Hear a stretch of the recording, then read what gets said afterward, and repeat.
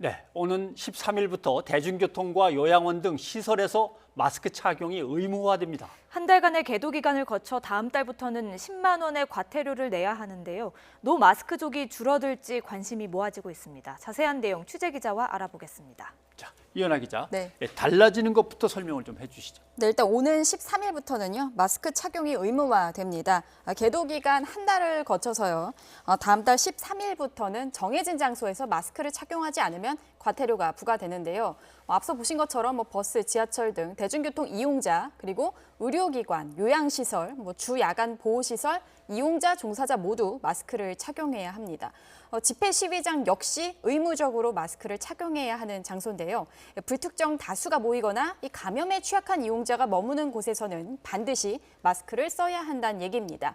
주점이나 영화관, 예식장 등은 거리 두기 단계에 따라서 마스크 미착용 시 처벌 대상이 될 수 있습니다. 정부 설명 들어보시죠. 10월 13일부터 한 달의 계도 기간을 거쳐 마스크를 착용하지 않는 경우 과태료를 부과할 예정입니다. 올바른 마스크 착용은 나와 가족, 우리 사회를 지키는 안전망입니다. 네, 하지만 진료와 검진 등의 필요에 따라 마스크를 벗어야 하는 경우와 또 호흡곤란이 우려되는 영유아 노인 등은 의무 착용 대상자에서 제외됐습니다. 예, 마스크를 이제 의무적으로 착용해야 하는데요. 그런데 마스크를 쓰는 방법과 또 마스크의 종류도 정해져 있다고요? 네, 그렇습니다. 그 마스크를 썼다 하더라도요, 입과 코를 완전히 가리지 않으면 과태료 부과 대상이 됩니다. 또 식품의약품안전처에서 허가한 비말 차단용이나 아니면은 보건용, 수술용, 일회용 마스크는 써야 되고 또 인정이 되는데요.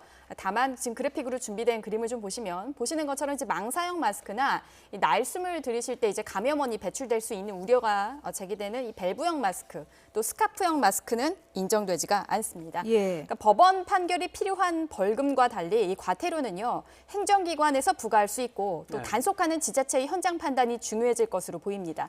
일단 지금까지 현장 단속을 벌여왔던 지자체에서는요, 이 시행을 반기고 있는 분위기인데요. 서울시 관계자는 이 과태료 시행 자체가 심리적 압박을 주기 때문에 이 노 마스크족 감소로 이어질 것으로 기대된다라고 말했습니다. 네. 예.